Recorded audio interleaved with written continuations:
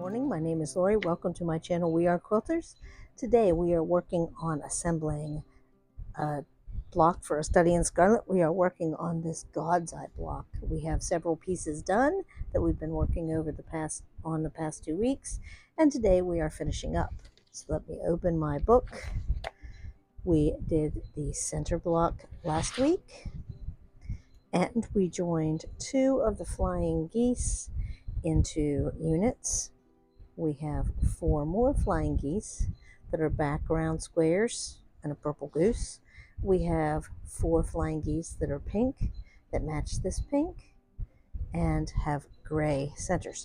So our block will look like this. The pattern is available down below to go with this video. It has been available for 2 weeks in case you wanted to work ahead. So today I'm going to start from the center out. I think the center out is the best way to assemble. So let me lay out the center. Let me move those out of the way. So I'm going to join flying goose, and then I'm going to make 2 units that are background squares and flying geese. So I'm going to make it into basically a 9 patch. Let me go do some quick sewing and I will be right back. This block is a little tricky to press. The top and the bottom want to go out toward the solid block, but this middle block, it doesn't really want to go opposite, but I have pressed it inward so that it is easier to sew. And you can see how this square is coming together, inner square is coming together. Let me sew my 2 seams and we will be done with this inner block. Before I completely press this block, I want to show you why it's great that you pressed outward. When you sew this seam, you can see exactly where this one is going to be perfect. You can see exactly where your 1/4 inch seam should go through and meet up. So let's take a quick look. That one is perfect. This one, maybe not so perfect, but close enough. Let me press this and we'll get to adding some press. And I know my flower's upside down. It won't matter as we add pieces.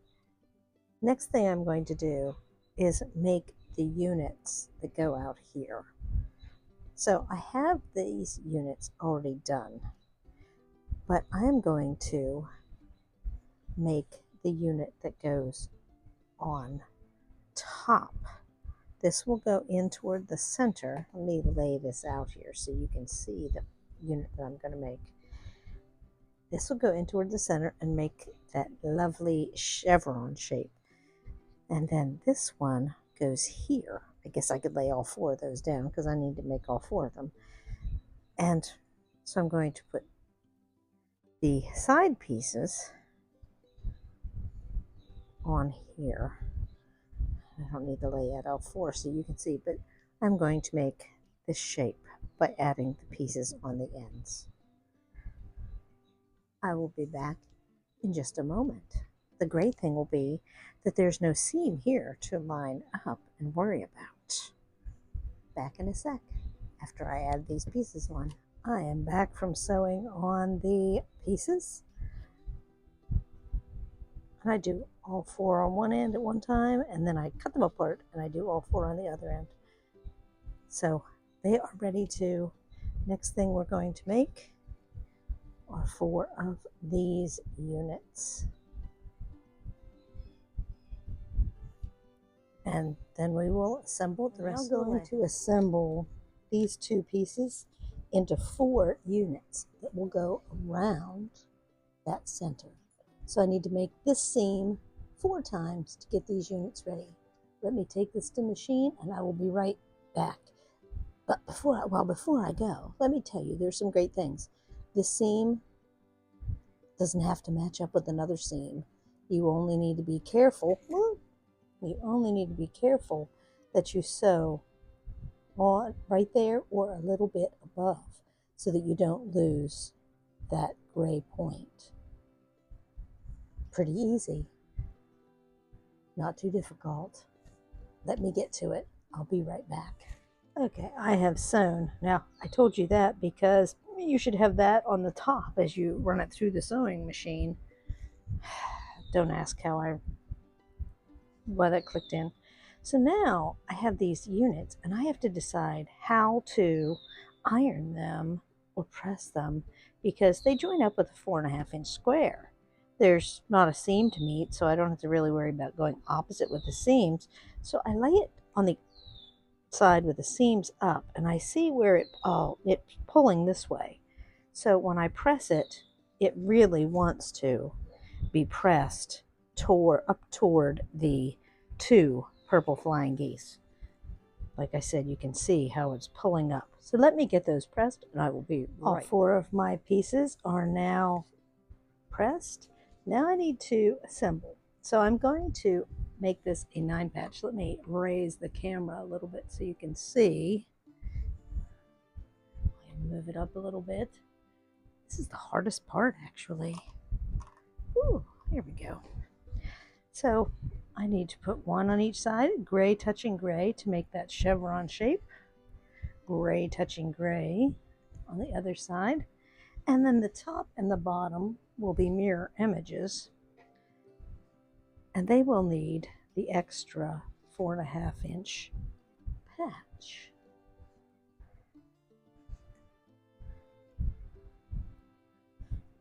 There we go. So it is all laid out to be that 16.5-inch.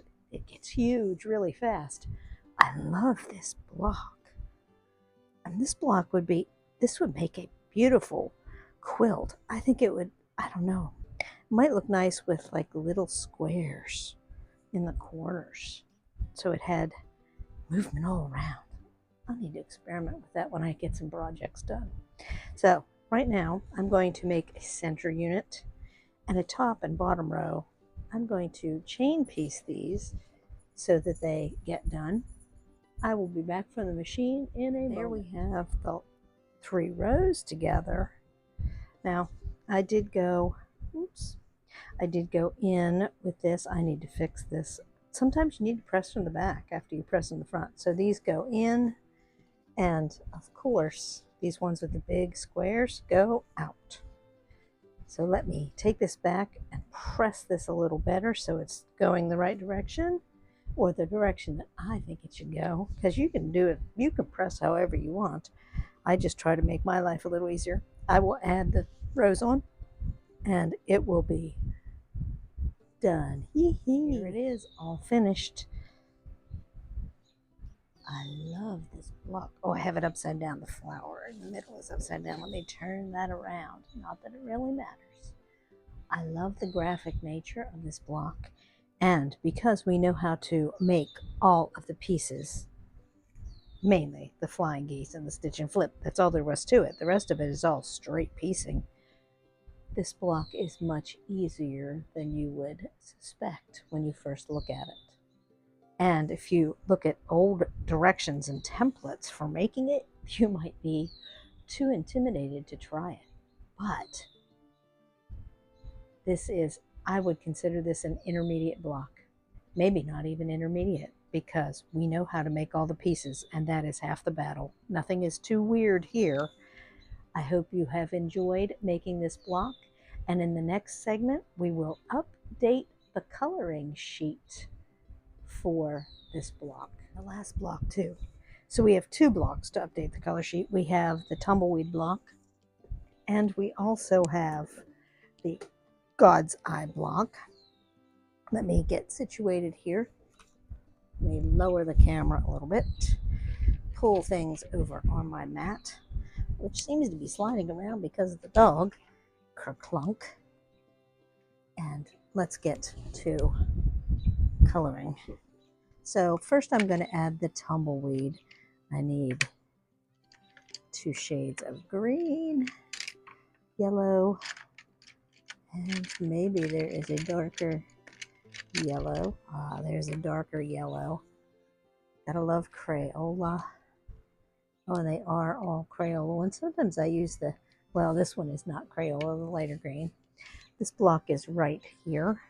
I'm going to start with the outside frame, that is the dark gold in my example. I have seen some of your blocks are absolutely beautiful. I am glad these turned out.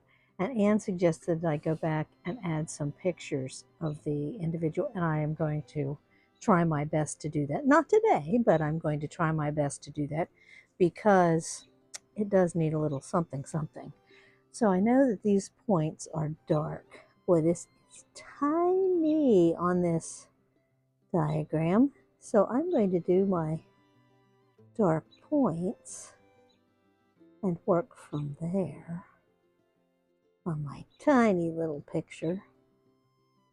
Putting the whole quilt on one page makes it a challenge. So it goes around. So I've got the little square right there. And then the big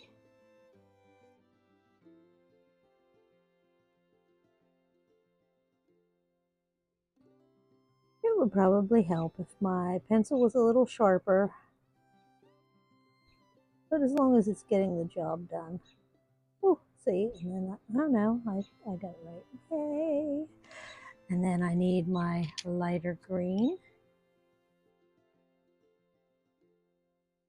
Fill in the swirl. That swirl looks so squared off, doesn't it? This one does not really take very long to color in. I do like the way the swirl effect and how it's on point. My friend Lisa said it looks like these points are like threaded up through because it looks like an optical illusion, and all the rest is light yellow, and I want to just very lightly color it in. Doesn't look a whole lot different in pencil, does it? But in actual fabric, we know that it is. Okay, time for today's big God's Eye block. So I'm needing a purple. I always have trouble telling the purple. That one says blue, that one says blue. I have to actually read the color because it's violet. I think there's one gray pencil in the whole box. It's an actual gray pencil. That one's black. And you know, if all else fails, you use the number 2 pencil. Ticonderoga is my favorite brand. There's the pink. And I need a light blue that actually has a point on it. So let's do a little sharpening. I prefer these little hand sharpeners for colored pencils. When I was teaching, if they put the colored pencils in the regular pencil sharpener, never fail, it would do exactly that. And this would get stuck and jammed in there. And then everybody was standing at the pencil sharpener, fussing and whining. So that was why I didn't sharpen that one. That it was good enough. So now let's get on with coloring the God's Eye block. I'm going to start with the pink frame. And you'll see this one has mitered corners in the example on the color sheet. We didn't make mitered corners. I can't imagine, well, I can imagine what a nightmare that would have been for some of us, including me. I know how to make mitered corners. Don't get me wrong here. They're doable. We have those skills. But sometimes we know other techniques so that we don't have to use certain skills all the time, like mitered corners. You want to do it that way and figure out a pattern? Good for you. But, and some things, like when we did the partial seams for the tumbleweed, some things are just easier if you use a technique that you don't use all the time.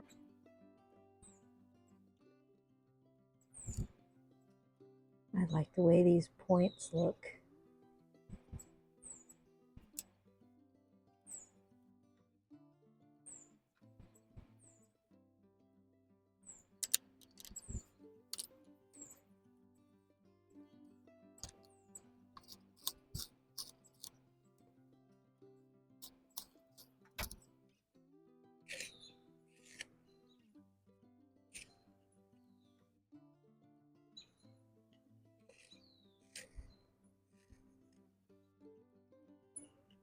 This pencil might end up as a nub by the time I get it to sharpen and stay sharp. Sometimes that happens. The lead breaks up inside and yeah. Just need to add a little bit of light blue and then I will be finished.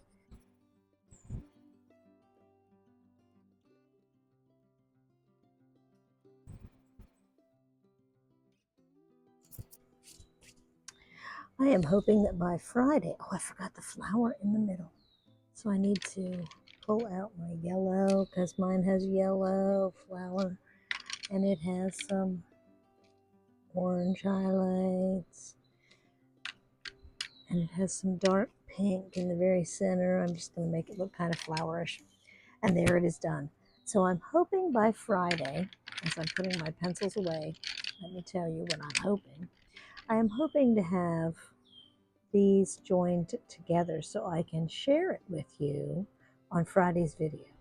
Can't promise anything, but I'm hoping to have some pieces put together. So I hope that you have enjoyed finishing up the God's Eye and the tumbleweed. And we will see you back here on Friday for Blabfest. See you later. Remember to like and subscribe, please.